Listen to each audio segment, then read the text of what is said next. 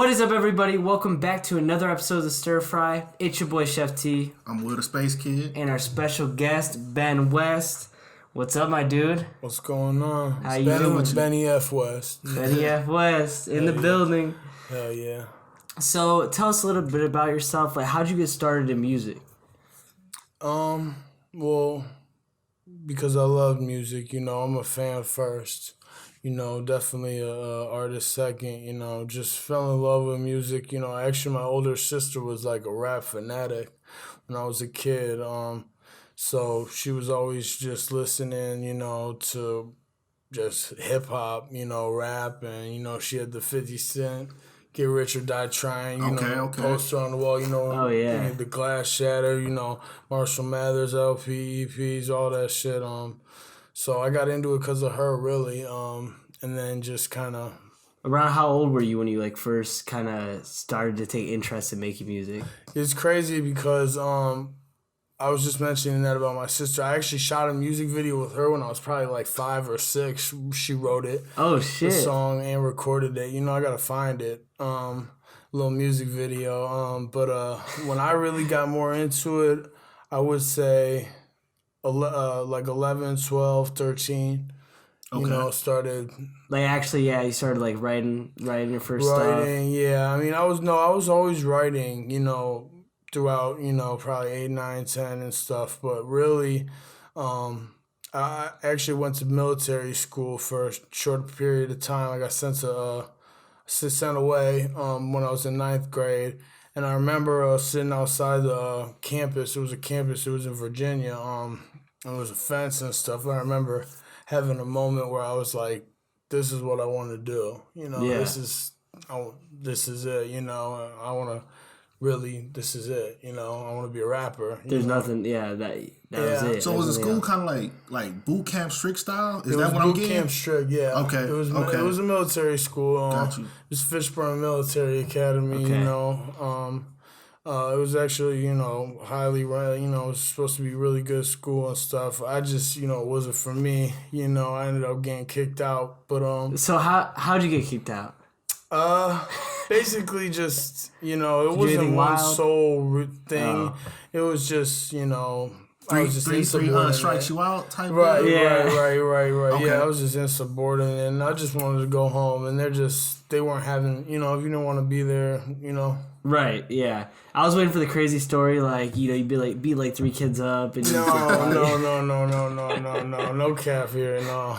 Yeah, no. Okay, so after that, you came back home, you're like, okay, I think... Well, no, it's crazy because I made that decision, and ever since that day, I came back home, and it was weird because, people were kind of like, where is he? Because I didn't go back to my old school. I wasn't allowed back at that school. And so, ever since I came back, it was weird. I was Ben West, I was just a rapper, Right. I put out a song shortly after I came home, and it just popped locally where I was in my area. SoundCloud, right? No, this is YouTube days. Okay, got you. So I just put out a little audio, on YouTube, and it popped at my school and a couple local schools, and it just I kind of stayed in the shadow. No one really knew what school I was going to, so I was just that really ever since I made that decision, it kind of just happened for me. Yeah. I believed it, and it just I kind of manifested it. Right, because I feel like you knew at that point that there's no going back. This is the destination I want to go to, and there's no stopping. Right, I realized school wasn't working for me. I was, it's weird. As a kid for me, I was just one of those kids who, you either have hoop dreams, Yeah. you want to be a drug dealer, or you want to be a music rapper, a music star, and it was just I kind of realized it wasn't going to work in sports because school wasn't working for me, Right. I actually, when I came back, I went to a school where it was 15 kids in the whole class school, and it was for kids, troubled kids, and they don't have no teams or sports teams or anything, so that was over with. So, I was just once music clicked, I didn't want anything else, hoop dreams and everything. I was just happy with, Yeah. So who inspired so what artists inspired your sound? Especially early on, like as far as rap goes, Lil Wayne. Wayne was huge for me. Just legendary, yeah. He's the greatest ever in my eyes. And, people probably watch this. And so there's some people, the Tupac, Biggie conversation people, But Wayne was just really influential to me. And, I remember just a couple different songs and albums, especially when the Carter 3 dropped, that changed me. I remember hearing the record for the first time and I was just like, wow, and that was right around when I got into it. I think, I don't know when the Carter 3 came out, maybe. That was like, that's 2008. Yeah, so damn. It was like, that really, that probably had a lot to do with, me, coming out at that time. But was it like the whole package of Wayne or just the music? Like, no, it was everything about him, because as to be honest, I'm someone like, people be like, when I say Lil Wayne, they'll talk about Hot Boys and this. I don't know Wayne like those days of Wayne. Right. I wasn't into him back then. Like Gotcha. I really got into him when he was more commercial. The Carters, Drought. Yep. Drought was crazy. Yeah, I remember. Was crazy. Yeah, I remember when the Drought was like a fucking. It was like a leak. Physical CD? No, it wasn't physical, but it was a leak. Like, oh yeah. And I know what you're talking about. Yeah, like somebody had it at school, and I remember everybody was trying to get it, and it was just like, I was just like, wow, like just hearing some of his, his wordplay and punchlines is just like, and I had heard Eminem do it a lot too, but it was just like on another level, and I was just like, yeah. I mean, one thing I can say about like if we talking M and Wayne just got way more swag.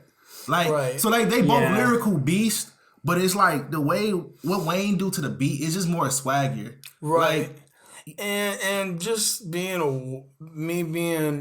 white rapper, I just, like as a kid especially, everyone, you get the Eminem comparison. Like, oh, he wants to be like Eminem. But, it's crazy because I grew up in my family, till this day, my mom calls me Wheezy.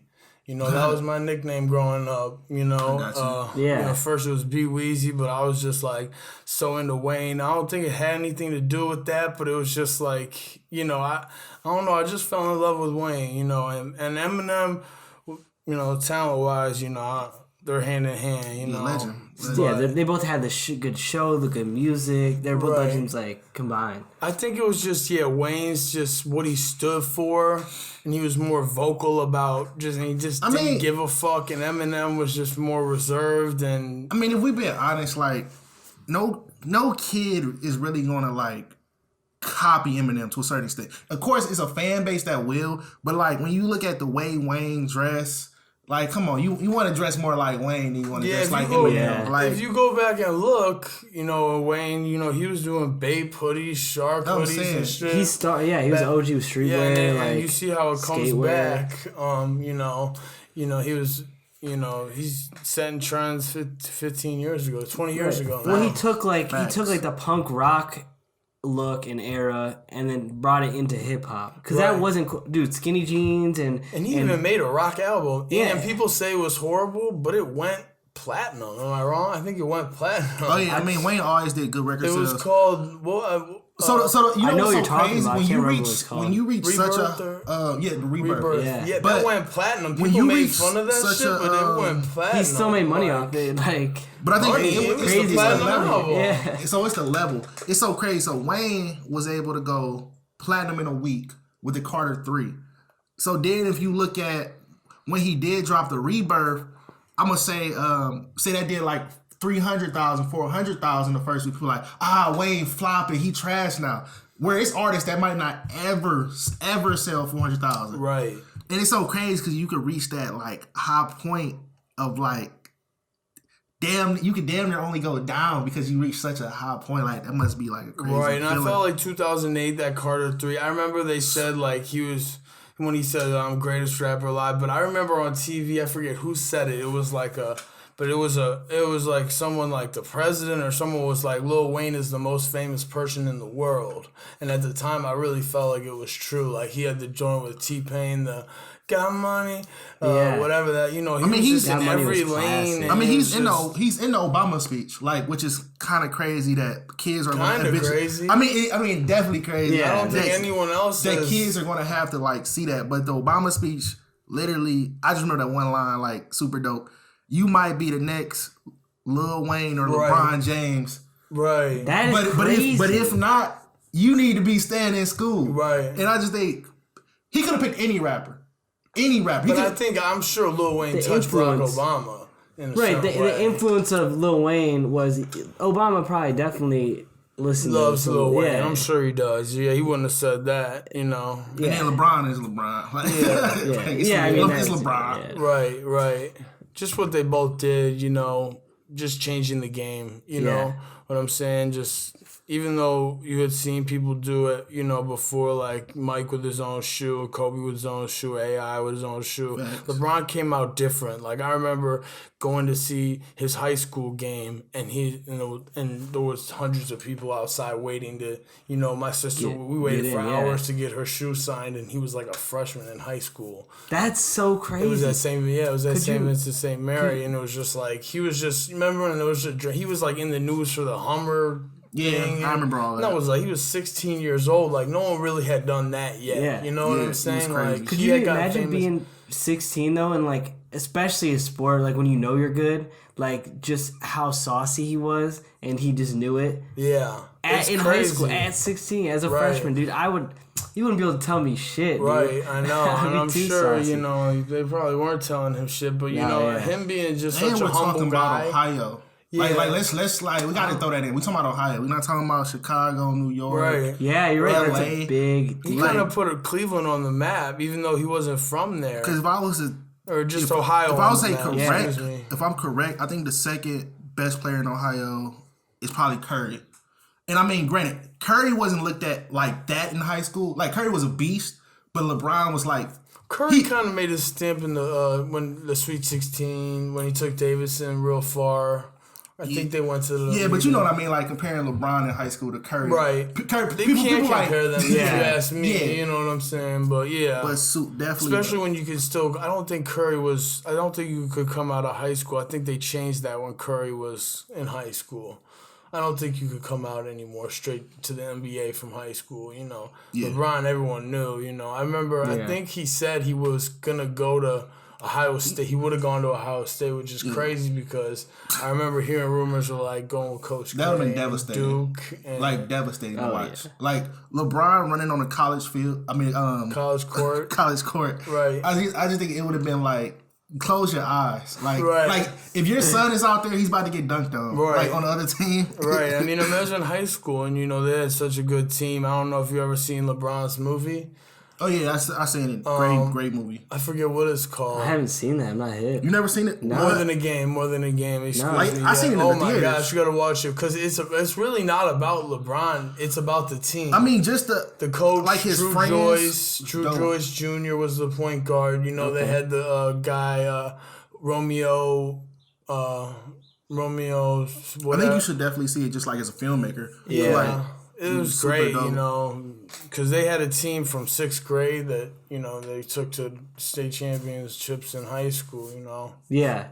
It's a good movie, though. That's crazy. Yeah, you got to watch it. They had, like, the Sprite sponsorship, and I think that's actually where they launched that Drake song. Trying to think. Best I Ever Had, maybe, or Forever. Yeah, so Forever was on the soundtrack. Oh, Forever, yeah. Okay, it was like, I remember when I think back to that song, I think of that movie. And that's crazy, because that was literally just a thought of LeBron imagination. Like, I want the dopest rappers on the song. Right. And it's crazy LeBron is able to make that call. Like, it's going to be Eminem, Lil Wayne, Kanye West. Who knows if he really made that call, but I'm sure he probably... Well, having the power and, like, influence to make, like...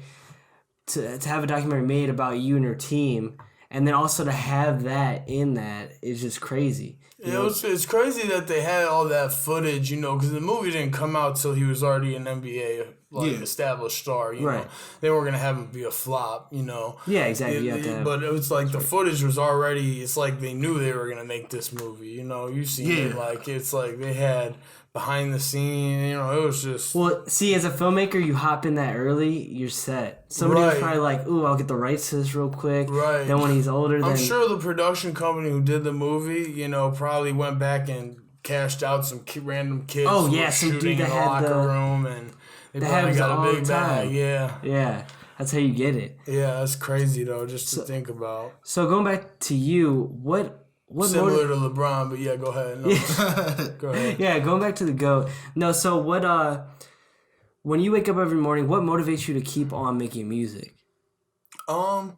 It's crazy because really right now I get up, like most people, at least maybe most Americans, I get on my phone first thing, Yeah. And I'm someone like my messages are usually flooded, with love, and so that keeps me going, and luckily I have a great team around me that's just motivated like crazy, like I have a team that, whether I want to work that day, we're working, so I'm blessed enough where, I pick, and I feel like, I also had a good part in picking, people, but, God willing, just I got a great core. Yeah. Having those people that like they also motivate you, even on those down days, someone bring you up. Yeah, exactly. Yeah, you need that. I mean, everyone needs that, right? Especially when, because let's be real, we all, especially when you make like content, there's days where you just want to throw it away. You're like, fuck it, I don't want to do it today. Right. Like, well, I feel like I've had a different come up than a lot of, especially Cleveland artists or rappers, my age, because I see a lot of kids, you could tell they're managing themselves, Since the jump, I always had a manager, people handling email and just helping me, Right. And it's been better for me just to focus on art, and a lot of the time I haven't been paying attention to what's going on in the world and what's going on in Cleveland music, just focusing on that. I didn't even follow anyone on Instagram for my first couple of years. I followed 0 people, I remember till one day Fredo was like, I remember I flew in and he was like, oh yeah, by the way, with your following thing, he's like, you better follow me.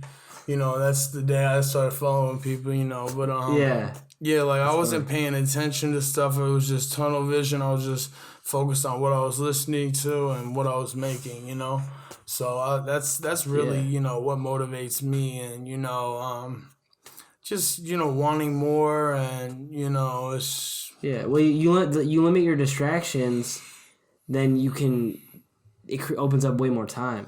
Right, and I grew up on I want to mention, this is a thing like also motivates. I grew up in a suburb, which was nicer, but I didn't have everything. My family was one of the lower, so it motivated me, seeing hopping in friends' dad's cars and BMWs and shit. Yeah. And we got a fucked up Honda, and it just, whatever the case may be, and, it just motivates you to want more. Yeah. And you see it's possible, and you know what I mean? It's just driving around, town growing up, you see big houses and stuff, and that's what you want, And money isn't the only thing that's, motivating, but you get what I'm saying. Definitely. Yeah. Definitely. Yeah, because as kids, there's always these things, especially when you grow up and you don't have it all, your family maybe lives paycheck to paycheck. And see, that's the thing, is like you can live in a suburb and still not have everything. Right. There's like a big I think misconception. it's been a big misconception with me, and I think, we talked before this interview, people say, oh, he's from the suburb, he's from here and this, we struggled just like any other family would struggle. And, one thing I did have that we didn't struggle with was I had love, which was most important, whether there was, there was times, there was, a lot of bad times, and just, financially and stuff. And you would think just because I'm from the suburb, but it's people don't know your situation, you know what I'm saying? Yeah. And it's crazy because people want to say you're from there. And I remember, just living, like I said, it was motivating. You know, I remember on Christmas breaks, you come back and all my friends, Xbox, Wii's, and stuff. And I remember every Christmas break, I would come back and be lying about what I got because I didn't get what you know what I'm saying? In order to fit in with and then everybody. You hear people saying, you know, I'm from this suburb and, you know, I'm rich but if people don't know, you know, people, because I think at the end of the day, people are jealous. You know? And it's not even that. It's just, you know, people want to find a reason to hate, you know? Right. The world, that's just the world we live in, you know? And it's nothing against, you know, I judge, you know, I've judged people just like that before. So it's no, you know, bad blood or, you know, but, you know, people, you never know somebody's situation, you know? Yeah, but like I did say, I did have love. Which is one thing no money can buy, you know? And there's rich kids whose dad was never around. Or, you know what I'm saying? Right, yeah. Right, Which I would have traded my situation. I would have rather had mine, you know? So, it was, you know? Yeah, that's like the whole thing is like, even like a facade of money, like people do that all the time. It doesn't mean that they're in any better spot than anybody else. You know, like you can be the richest person on the block, but if you don't have your parents home and no one's there to really care for you or provide that love, then are you really better off? No, you know, I mean, not in my book, you know. Right. I agree with that. Like my family was never the richest people ever, you know. But they cared, you know. And I think that holds more value than anything. Yeah. You know, so. That's why, you know, when people ask about my, you know, I always say I'm blessed, you know, because that's the truth, you know, but, you know, how it is, you know, each struggle, you know, my mom used to tell me if you put your, you sit with 5 people around a washing machine, you put your problems in the wash and let it spin around and close your eyes and pick, you know, someone else's problems out, you'll always want yours back, you know what I'm saying? Like, you know what I mean? It just could always be worse, and you know. Yeah, you should be thankful that you're in the position you are in, right? Or like that there's opportunity to get out of a position, right? Because someone else has it way worse. Yeah, and just like my little example about presents and shit, I always just kind of saw, fuck it, I'll go play my boy Bender's Wii. You know, he got the game at his house. I'm gonna just run his 2K. You know, fuck it, like. So it was never, you know, and I always had good friends around me who, what's mine is yours, and, you know. Yeah, they would always, you know. Yeah, it was never. Yeah. I mean, I just think, like, people that's doing worse gonna always kind of hate. You never hear about somebody doing really good that's just hating on you. Right. So, you never do, know, ever. It's these different people online, you know, they don't know the story. They haven't even reached out to you to ask the story. Right. But they put together their own story, which is kind of sad. Right. Like, grown man on a computer making a story about you. It's crazy, man. It's crazy, and it's just, yeah. And it just seems like you've done so much, even with the whole, like just the SSR, like, nobody in Cleveland done that. Right. Like, how did you even like make that? Like, how did it start? With just with the whole situation with Savage Squad and Fredo, like there's a lot of paperwork. It's just genuine. Like no, so it was more genuine. But I mean, it was something like I really felt like I also just. You know, the situation that popped up, you know, long story short, like I was living out in LA. I moved out there, you know, try to make some money, you know. I mean, what is this, high school, or when is this? No, this is right after high school. This okay, is so you're like fresh 18. Fresh 18. Gotcha. Okay. I was younger, 17, 18. I was younger for my class, but 17, 18. I went out there, you know, trying to just sell some weed. I'm keep it a buck, you know. And opportunity came by where he just showed, you know, he was in front of me, you know, at my house, and basically saw a studio area, and it was just like, oh, you make music? And I'm like, yeah, I rap and make beats, you know. And it was crazy because I had only heard literally one Fredo song at that point. Like, what year is it? Kind of so I can get a better idea. I would say 2013, 2012. Oh, that's crazy. He was kind of big. Like, he was huge. He was big. Oh, he was a superstar. Yeah, right, I mean, I just wasn't. I was into at that time. I wasn't. The drill scene just didn't really hit me. You know, I was into Kid Cudi and that's where I kind of more went because that's how I was feeling. You know, like. I was just more, and that's right, because that's a specific kind of like that's you definitely have to like love that kind of music to like actually fully like enjoy, like sit there and enjoy it, Right, and I just, it wasn't like the drill scene. It just didn't, resonate with me. I don't, for whatever reason. You know what I'm saying? Yeah. But I mean, just maybe it's not where how I was brought up, whatever reason. But really, it was something I felt like I manifested because the situation that popped up, and I remember thinking to myself when I seen him in the room, I'm just like, yeah, I'm about to make this happen. Like, literally, just like the whole signing, like whether it was that or just the collaboration, like I just like made a decision in my head, like I'm gonna make it happen, and just happen like that, So he walked in. He saw you had like some studio equipment. So I was like, yeah. So he was like, let me hear something. I play one song. He was like, this is actually fire, and you could tell he wasn't a yes man. Like he would have just walked, kept looking at the weed or whatever. He was just like, whoa. He stopped what he was doing, and so he was just, like, you should send me something. And then, after he left, made another initiative like, yo, for real, send me something. Here's the email, So I think the next night, following night, I cooked something up, couple nights, and sent it over at like maybe 11 or 12, and I went to bed, and it was like 4 or 5 a.m. I'll get like 10, 15 calls.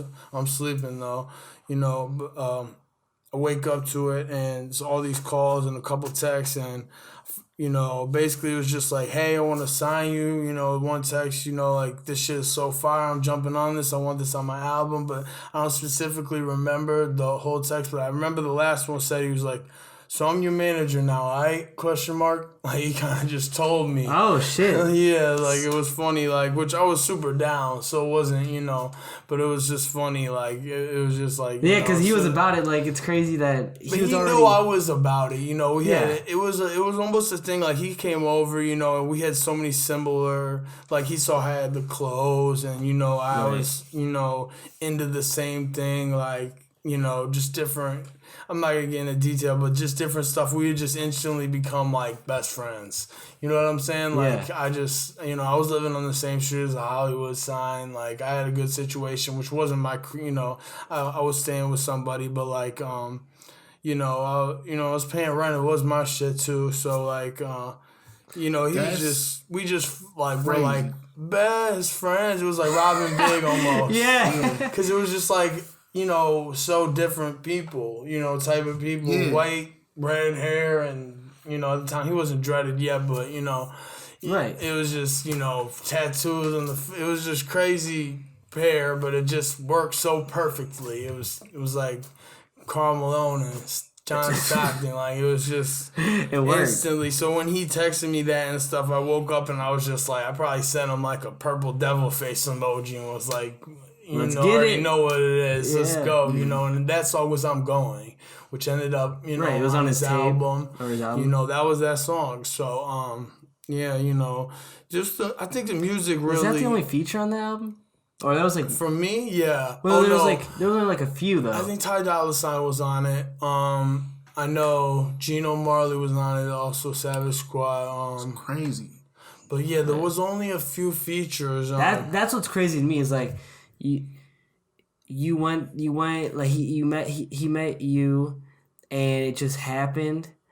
Well, even then though, I didn't mean to cut you off. Even then though, like, just that day, that morning, I remember he ripped a picture off my Instagram, like screenshotted it, like cropped it, ripped it, and put it on his page. It was like, this is my new artist, that young man, like, and put it on his shit. Like, I don't even think I had texted him back and confirmed. Like, yeah, he was just like, this guy would be dumb not to. And my phone just went, like, because that's when you really, sometimes, I forget who told me this. Sometimes you got to make people believe, when you tell people, where I'm from, it's like, I want to be a rapper. They're kind of like, right, they look at you crazy. Yeah, and it's like, now it's like, well, this is real. Okay, he's rubbing shoulders with who? Like, that's a superstar, And so I was just this is, for real. And this was not, I already knew I was for real. Right. But I was just to see everyone come around, and a lot of fake people. Because they don't love it till you're on, man. Yeah, and it wasn't like I was on because, with SSR, growing up, as just wanting to be a superstar and stuff, that was never my dream. I wanted my own SSR. Right. It was a stepping stone from the beginning. You know what I'm Gotcha. saying? But it was a dream come true at the same Right. time. But, you know, I always had big dreams from the, you know, and I expressed that to Fredo, and he knew that in me. Like, I wanted superstar status, you know, I wanted my own Savage, you know, like, which Right. eventually was, we were gonna, you know. Yeah, we got started. So did you do you think that it helped that you, when you guys first met and you guys talked, that you were genuine, like you were real authentic, you were just you, and he saw that? Because I feel like he could have walked into anybody's house, and if that dude in there would have been like, yo man, like, oh Fredo, what the hell is up, dude? Like, and Right, I you didn't know, I didn't like fan you were out, just but being real. and also, you know, when he saw this dude, he was like, "Yeah, you know, I'm a rapper," and I was like, "Yeah, I do know," because I wasn't gonna fake and be like, "Oh no, I didn't know Right. you rap," because You played it authentic though. It That's was what, authentic, and the crazy part is you know, this is a exclusive story though, but you know, I sold him some weed, a couple of pounds of weed, and one of the bags actually had 2 pounds in it that I thought had 1. So he grabbed a couple. Oh my God. And so I'm calling him the next morning, and I'm like, I realized this. I did a count. I'm like, I'm missing a pound. I'm like, no, I give him one of the 2 pound ones. And everyone's telling me, like, you were with a savage. Like, you know, what? How did he didn't rob you? Nothing. Like, so I'm calling him the next morning. He's not picking up. It's probably 7, 8 a.m. in LA time and shit. I'm like, oh, I'm chucked. Like, whatever. He finally answers at 11. He's like, yo, I got all your texts and shit, bro. He's like, I just realized. He's like, I'm on the way back right now, bro. Don't worry about a thing. Just brought it right back. that's clutch. And I was just like, right then I knew, I was like, wow, you know, this Yeah. dude is special. And, you know, he was like, so, you know, like, when they talk about like such a savage, and you think, when I think of this word savage, maybe I'm biased, I think of Fredo Santana, you know, but like, that's all true too, but his heart, you know, he just had such a big heart, and it was crazy, you know, just to see someone who was, you know, like, you know, is yeah. I mean, I would think like anybody like around our age, like you gotta either think of Fredo or 21, and that's only because 21 coined it, like literally, like coined. Right. But you know, Fredo, you know, he's been gone and he still thought about it. 21 may not even have the cross on his head for if it wasn't for Fredo. I don't know when he got it. Yeah, and I'm with you. yeah, no disrespect, no nothing. But so, you know, we could do it. I mean, he's probably 21 could definitely do an inspired. interview. Probably definitely inspired. Right. Like there's no way. And they just were first with the drill scene, and just like you see, I go around Cleveland, you know, this is our city, you know, and you see crosses on foreheads all the time, and that's you know, I first thing I think is like Fredo, Because it really was never that. I mean, I can't even remember before him who was rocking that. You know? I don't think anyone, you know, and I'm Yeah. sure like whether they admit it or not, you know, and I'm sure 21, whoever, you know, those type of guys, they're types, they probably will say, you know, definitely influenced, you know. It's almost, it had to be. They have to be. Had to be just a cross, a savage, you know, and that's not even something I want to get too into just with their camp and everything, but you know what I mean? It's just, you know, they just had changed the game, and it was something I quickly realized, like, how I wasn't that familiar with drill. Like, you know, I had a close friend, Chris, who's with me now and shit, who just was like, dude, what the fuck, you know, he was Fredo's in, and I didn't really know how crazy it was, you know. So that was one thing I was kind of like thinking about. So I don't know for you, but I know it would be huge confirmation for a lot of people. So we're talking about 2013, Fredo, superstar, GBE, that changed the world. So I'm getting like 60 likes on the thing. So he puts me on his Instagram. I instantly go somewhat viral, you know, Right. 5,000-6,000 followers in a day. Everything's lit up, you know, like, Right. and, you know, it kind of just. So what do you think like made it you? So this is the thing, we gotta be realistic. Okay. 2013, we talking about Fredo Santana. He getting DMs probably from his whole city of Chicago. Like, I'm an up-and-coming rapper. I'm super cool. Fredo has these concerts, meet fans, you know, hundreds of people online. But he hears you, this, you know, fire song, and he's like, I want to sign this person. Actually, I'm gonna go the next day to go out my way to like bro, like I'm really trying to sign you. Well, the thing about Fredo is people don't realize is like he was so so smart and so, he's the type of kid who would understand strategize from the emo kid to the Rastafarian to the, he could get along with anyone and understand anyone. Like, it wasn't like just other people, around him and stuff weren't like that as much. Like, he saw bigger and, he was just, it's hard to explain, but like, he had real vision, you know what I'm saying? And he saw what I wanted to do and tried to do. And, like, whether he fucked with the whole lane, I was doing, because I had guitars out and stuff, whether he fucked with that or not, like, he saw I think vision. It's kind of like probably similar. Kind of whole different, but like how Bibby signed Juice WRLD, everybody looked at him like he was crazy. Exactly. People looked at people like that's who you signed.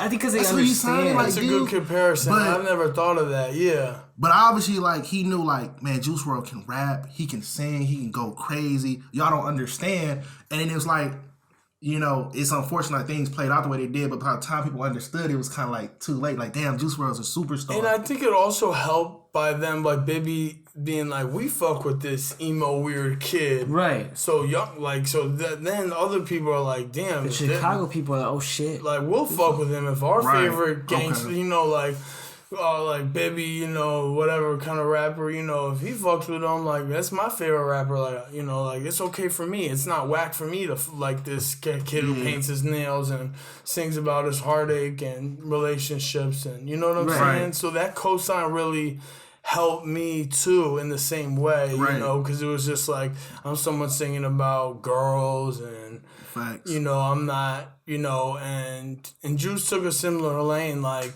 I felt like being a signee of one of those type of drill artists. Like I could have been, trying to be someone I wasn't, and right. But I'm sure he was like trying to be yourself. And he didn't need to be said. He knew I knew. You know what I'm saying? But I could have been trying to be a shooter, pretending to be a gang, affiliate. Yeah. And Fredo was someone right from the beginning was like, this gang banging shit is for the birds. He's so deep, which he's for life, whatever his situation. But for me, he knew, right. He told me, this is what, So I would say like music is crazy. You got to meet Fredo, but it's a lot more people you met. So like between me and Fredo were instantly together every single day from there. So every day we hung out from like that first couple, like once we got locked in, we spent every single day together. It's a couple like encounters I kind of want to know like how they happen from. I would say like Master P, Playboi Carti, and even Chip. Like how did you meet those three people? How does that happen? Well, actually, I would say Master P was random. I was in Beverly Hills Mall. And I was walking through with one of my friends, and I saw Big Master Money P. Yeah, and I was just like, I don't know, I was off a cup or just smoking or something, and someone was like, that's Master P. And I don't know anything about Master P. Okay. Literally nothing. Like, I just know, he's successful and money guy, and, and I was just like, damn, this would be funny and awesome to put on my gram, Right. And I just met him randomly in the mall, but, and actually shout out to Master P because he was just such a humble guy, and he had his little kids with him or nephews with him, and they were just, instantly like we were just like, regular human beings. Yeah, just BSing, shit. So Master P random. You're not gonna sit here and tell no line story he was trying to sign. No, no cap. Okay, no keep cap. it real. But Carti was shout out to Carti. Playboi. He was around in the early days, and I'm gonna say he's a Savage Squad member. Okay. I could honestly say that. And there was a lot of talk of Carti being signed to Savage Squad, and he was around, staying at the crib, and because eventually me and Fredo lived together, a couple different houses and stuff, but Carti was around from the beginning, and he's someone I could say was original, out there, and he's definitely no cap in his game, and shout out to him for all his success. He was around, there was a house I was living in Tarzana with Fredo, and his kid Ian Connor moved in, who was a fashion kid.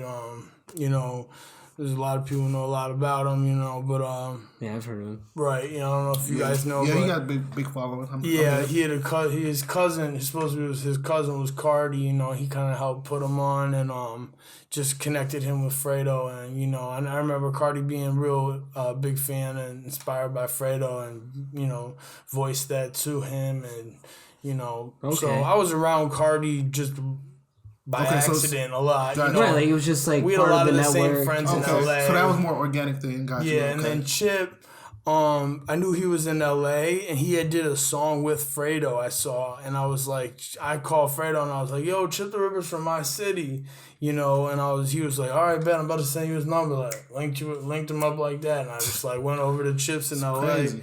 You know, it was weird though, when I was coming up in Cleveland, I had actually done like a little show with Chip on the bill, but like way before these days. Yeah, I know how it is. I did one of those. I know how it is. Yeah, but never really, you know, met him or, you know, chopped it with him. But, you know, I went to Chip's house in L.A., you know, was with his son, you know, he's a humble guy, you know, and great dude. Shout out to Chip, you know. But that also just happened. It was organic, you know. I just was like, damn, let's link up. Let's get a couple in. We made a couple songs, you know. Yeah. And I went to his studio. He pulled up. Chitty Bang pulled up, you know. Oh, yeah, Remember I haven't heard Chitty Bang in forever. Right, you know, so he came through and we made a couple records. It's actually, if you look at an episode I put out on YouTube, it's called Hanging Out with Ben West. If you look at that session's on there, so you can see. I'll have to check that out. That's yeah, awesome. check that out. Yeah, that was Chitty just, Bang, Chip the Ripper. That's crazy. but I was just figured we're both from Cleveland, out in LA. You know, I was like, it's only, you know, right. You know, and I was a Chip fan to a certain extent, especially because of the Kid Cudi. You know, he was on a lot of the Kid Cudi albums. Yeah. I don't know if you don't realize he did the Just What I Am. Oh yeah, the hits classic. Right, you know, that was, you know, big for me, Kid Cudi albums, you know. Yeah, oh yeah, of course. And then just big having that. influence on me. Isn't it crazy though? Like you went from opening up for him, you know, I'm sure as a kid you're like, oh damn, Chip the Ripper's raw, and then actually getting to kick it, not just like perform with him, but kick it with him, Right. and collaborate and actually make some songs. I bet that's a crazy feeling. Right, no, it was dope. It was almost just like something like, I feel like it was like getting in the NBA or something. Like I realized like, you know, like I'm in the same league as you guys. We're competing now, you know? Yeah, Like there's a certain thing, because there's like a certain level you have to reach in order to even go kick it with these people, you know? right. So Like, you I know felt how like like you were the on Cleveland there. scene is. So you more so probably talking about like a ticket show. Like you did a ticket show. Like you were selling tickets, Yeah. and then Chip was like the headliner. I'm talking like back in the day. Yeah. I actually, it was like, you know, the guy who helped out with the show who got me on the bill through it. So I was a special guest, but like, Okay, so it wasn't nothing special about it. You know, Chip performed. I came out after and did like a little set, like a song or two. I was I got young, you. maybe 15 or Right. something. But yeah, it was like one of those. You know, didn't interact with him, anything, you know. But instantly when we linked up in LA, you know, when he would come to Cleveland, you know, call me. It's been like that since, you know. Yeah. And I Yeah. guess the last, because I actually left out one person. Dope B's relationship. Okay, yeah, Doughboy, shout out to him, you know. He actually,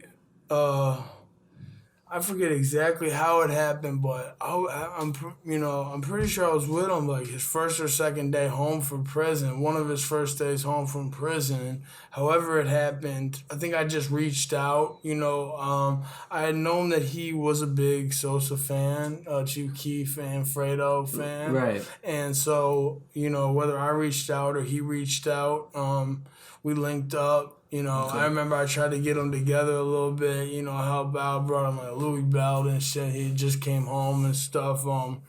But Doe was just someone, you know, I didn't know anything about him till he had come home.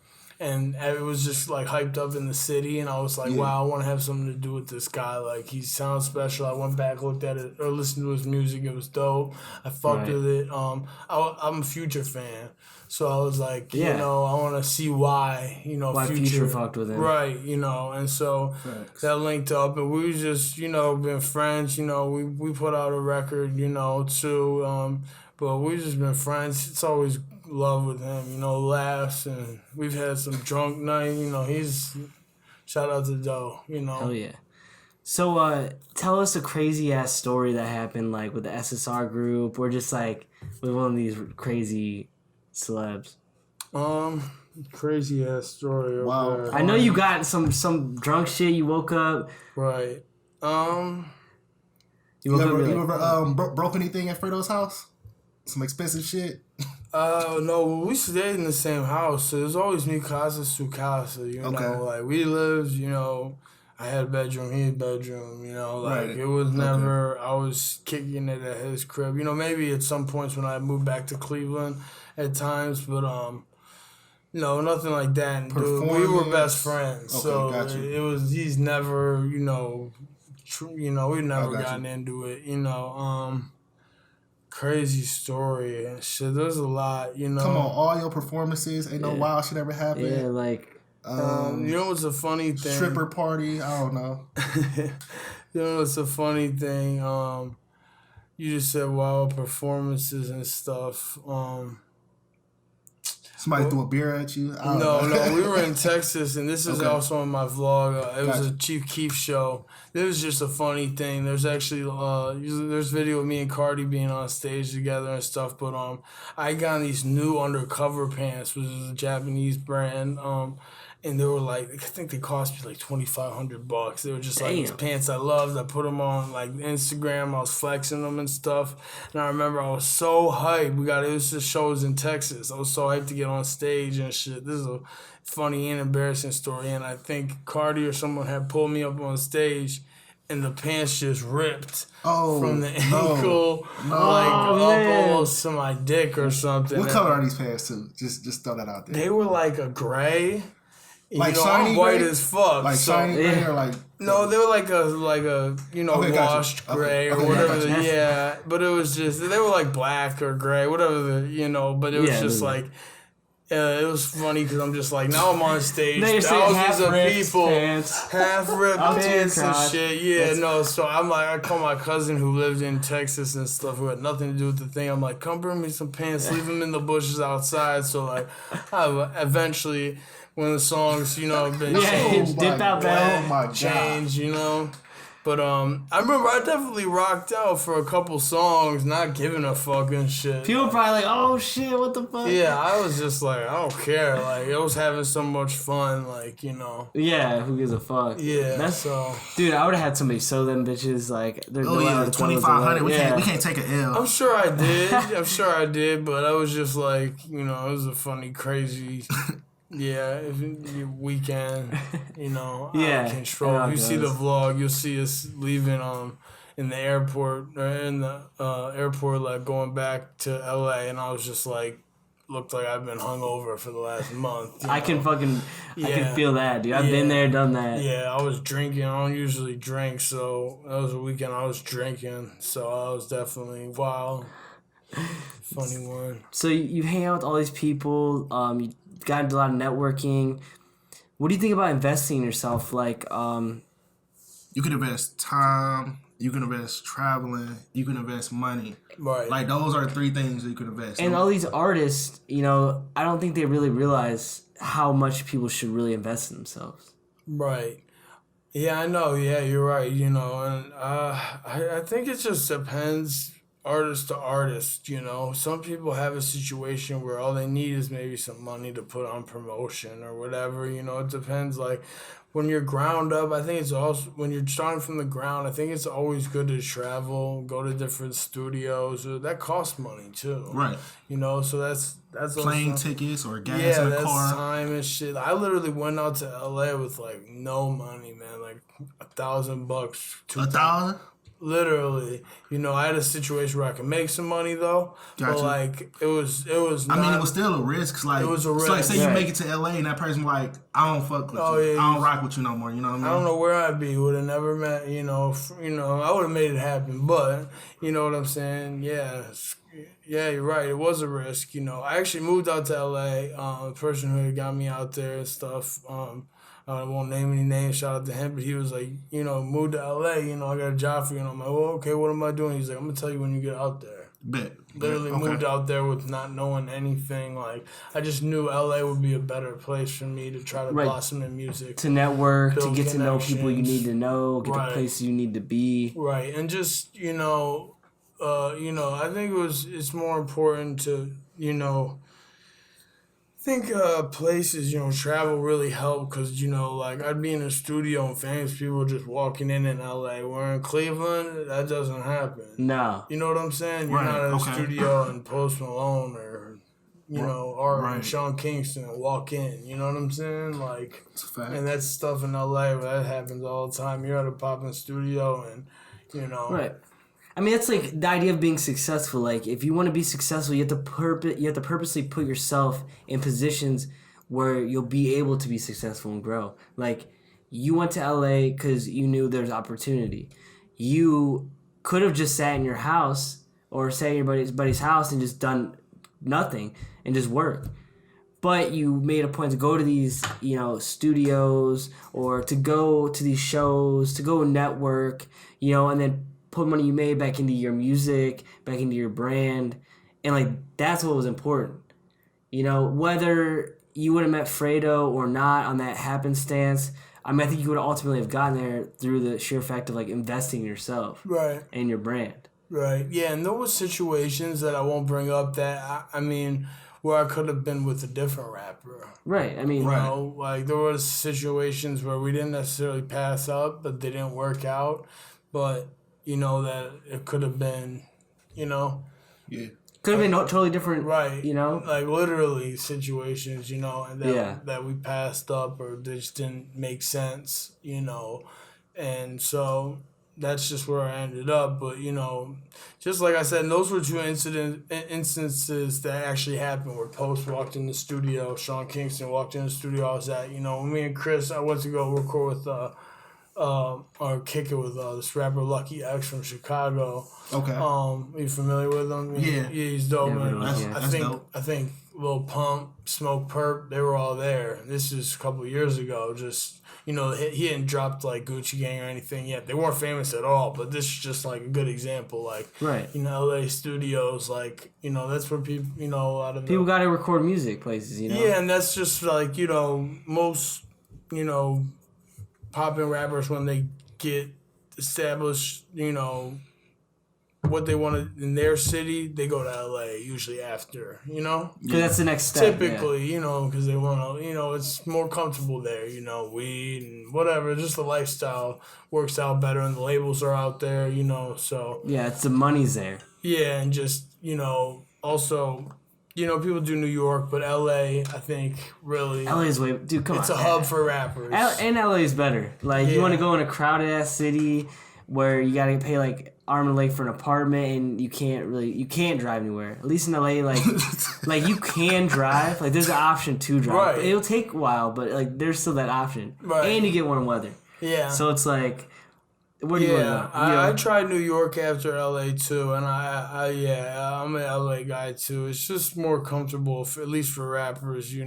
Everything's more accessible, laid back. Yeah, there's just everyone who's out there is out there for is out there for they're trying to make their dream come true. You know what I mean? Yeah. There's clothing line people coming through every day to the house, and the weed guys. Oh, come look at our brand and leave the weed there. You know what I mean? It's just everyone's out there hustling, trying to make a dream come true. Yeah. So I was thinking like, what do you kind of think about the concept of like just waiting your turn? So right now, somebody's probably watching this interview and like, damn, this is with Playboi, Carti, Post Malone, Lil Pump, and they have millions of dollars. They're performing in front of like 10,000s of people, 20,000s of people. So right now, you're kind of in that position where like, you have these records with different artists, but you want those million streams, you want those, crowd of people. So how is it like waiting your turn and just knowing like it's so important? And I was just talking about this like a week or two ago. It's crazy because I had a situation a maybe a couple years ago, 2 years ago, where I was out. A record label had flew me out to New York, and I thought it was it for me. Like I was like, yeah, I'm about to be a millionaire. Like and leaving the meeting, we had them laughing. It went great. They loved the music and everything, and I really thought it was gonna work out, and just, it didn't, and it was just like. I'm asking God why, why, and at the time, I'll publicly say, I was struggling real bad with drug problem. And so now I look back, especially, and I see the Lil Peep situation, and I'm like, thank God I didn't hit stardom, then. Yeah. Because God knows where I would be, because now I had time to, get reflect myself together, and my ego never got out of control because of stuff like that, and grounded myself with the drugs, and you know what I mean? So it's just, so, like you said at the beginning, everything happens for a reason, and sometimes you don't know why, and if anyone's out there, artists, trying to figure it out, like, let me tell you, every artist, even when Fredo was at, or, everyone's trying to figure it out. No matter where they're at, and I'm sure Lil Wayne at the top of his career, he's frustrated trying to figure it out. Like, everyone's got their own problems, and, it's just, look at Lil Wayne now. You don't think he's frustrated? He definitely is. Like, everyone's human, right? At the end of the day, right. We wake up the same. That's what I was trying to get at. Yeah. Like, we're all. No one actually knows what the fuck's going on, dude. Everyone has their problems. Right. Everyone has shit they deal with. And no one knows. No one really knows. No one knows, and just waiting your turn is something. It's hard, and they showed. I seen pictures of like, they'll put up like the Migos like broke in the trap, and it's just like, or next to like Gucci when he was already famous, and they're like, you gotta wait your turn, like 100 emoji, and it's like, you see those shit? Yeah, I see all the time. Yeah, and it's crazy because it's like, I'm sure they didn't want to wait their turn, and they weren't like, we're waiting our turn right now. They were trying to get big that day, and it's just, that's what you don't consciously be like, let me wait to get big and make my dream come true. It's just like, don't jump to do anything, that's out of pocket or not you to, you know what I mean? Yeah, be authentic and I just wouldn't give up, especially if you fully believe in what you're doing. You shouldn't give up. I mean, that's something that's a no-brainer, But people do, like, I know people got so close, like they think they're gonna get it, and just something happens and they just give up, Right.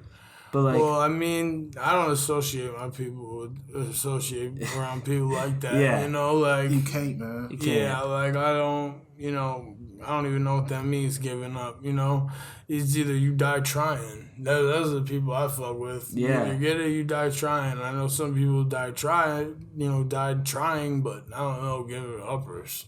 Yeah, I don't even know what that is. Yeah, no, I agree with you. I mean, especially because you want to surround yourself with people that like they have the same drive and hustle. That's why I said my team. It's just so important. It's it's so important to have a team around you. Like even managing yourself, like it's making your own decisions is important. But there's some stuff where people can take a step back and look at you, how you can't see yourself, and you know what I'm saying? Yeah. Look at the situation. Sometimes you need that. Yeah, so not all the time. All the time, you're right. Yeah. You know what I'm saying? Like when I'm lost in a drug phase and I think, I need to, make all auto-tune sounds, and be real relevant. Like you hear the sound now that's real pop in the Atlanta, auto-tune sound, the gunna, the little key, the little guy.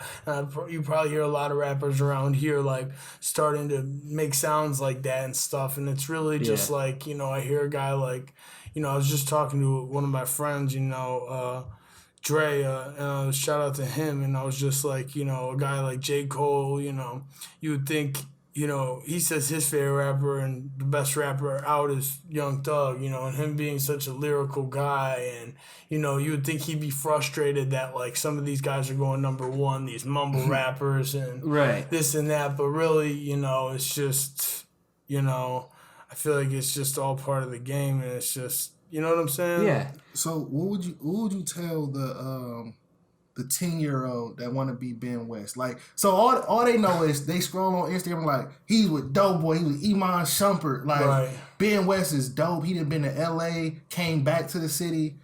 But Right. what would you want to tell the 10-year-old? Like, I want to be Ben West, that 10-year-old. Shit. I know it's a wild question. Right. And we always Yeah. kind of Just get some like different pointers. answers. Yeah. Yeah, I'm someone, right? I don't know. Get ready, shit. Strap in. Okay. I'm someone like I. If you know me, I try to help everyone around me. And if you personally know me, then you know that I try to put money in everyone's pocket, help my whole team. People around me, like get you with this. If you make cameras, you shoot cameras and videos, I'm gonna get you with this rapper. You do concerts, let's book him.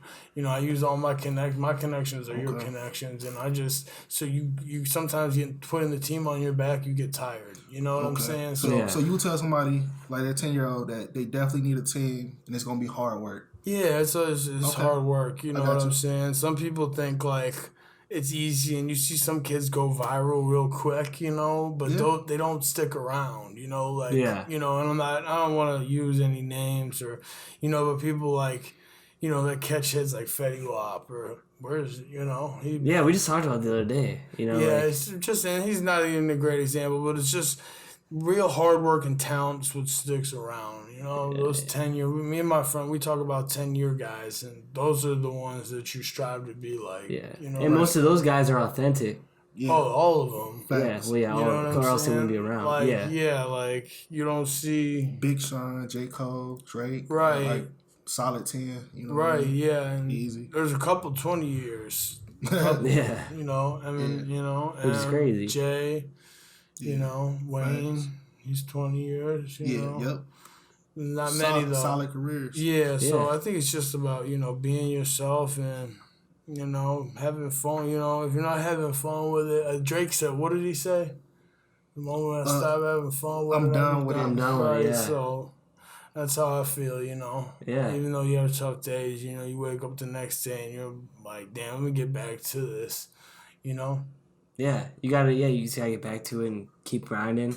Yeah. And believe in it. Believe in your vision. Yeah, and I got frustrating days too, just like being in this city and stuff. You see a lot of people, like, I was real into fashion. I still am. A lot of people you see now, like, are fashionistas all of a sudden, right? Yeah. Like, I was doing Rick Owens. I don't say this shit a lot. I was into this 2012, 2013, Rick Owens, all that shit, And so sometimes you want to be like, I was doing this first. I put you onto this. You wouldn't know about this number 9. Right. But really, it's just all part of the game because somebody showed me. Right. You know what I'm saying? Right. It's just, It's a fact. it's about just loving the product. And it's just, Yeah. No, 100%. You shouldn't be selfish about anything, like. That's how I feel, It's, Yeah. And envy is one of the greatest ways to show, love. Like when you see someone envying you and copying you is, It's really, they like you more than like they. What am I trying to say? But no, I get what you're saying. Yeah, you know what I'm saying? Like copying is like instead of being angry at somebody for copying your style or who you are, like you should be like, okay, well that person's clearly influenced by me. Just know, because you did it at one time too. Yeah. I heard we all have. Right, I heard Kanye West say one of the biggest fundamentals of hip hop is like being derivative and copying. Because if you never heard a hip hop song before, how would you make a hip hop song? Yeah. Like literally, if your ears had never heard a hip hop song, you have to be influenced. How would you make a hip hop song? Right. Well, I was reading a book and the other day I do read books. Yeah. No. but it was like the art of stealing, and it was basically the idea that like. No art is original. It's all based off of something. Each artist is inspired by something, and what it does is it compounds on it. And yes, you're not recreating the same thing, but there are hints of what you were inspired by within each art that you make. Whether you're a painter, rapper, a singer, like you can never be 100% fully original. Right. You're always influenced. And if you acknowledge that, the best way to do is acknowledge that you are influenced. Yeah, instead of saying from I'm the most creative and Yeah. original person and getting mad at that. Yeah. Like, everyone is inspired. Yeah. If you're not, then It makes you in the hater category. then you become a hater and you become mad that people are doing things that you're not, and it's just it's just no way to live. Right, and I'm so I want to see everyone win. So yeah, but I think that's a great place to stop for today. That was a fire ass podcast. Super dope, man. Thank you for being on the show. Yeah, it was a you good about to time. say thank you for having me, huh? You're welcome. No, but thanks for having me, guys, and fucking. We definitely stirred the fry. Yeah, we stirred hella shit in there, man. Yeah, no, shout out to everybody we brought up, all the artists and stuff. And, right now, I got the Volt. I got revamped to my last album, Warmest Winter, that came out, I think, 2015 or 2016. I'm not sure, 2017, Life's a Blur. But I got a revamp of that. It just came back out on Spotify and Apple Music, and a compilation of old SoundCloud songs called The Vault that just came out last week too. So go get that. Yeah, everyone check it out. Yeah, and I also got a new album. That's what College Girls, right? Oh yeah, that was in the revamp. That was in the Vault. Okay, revamp. gotcha.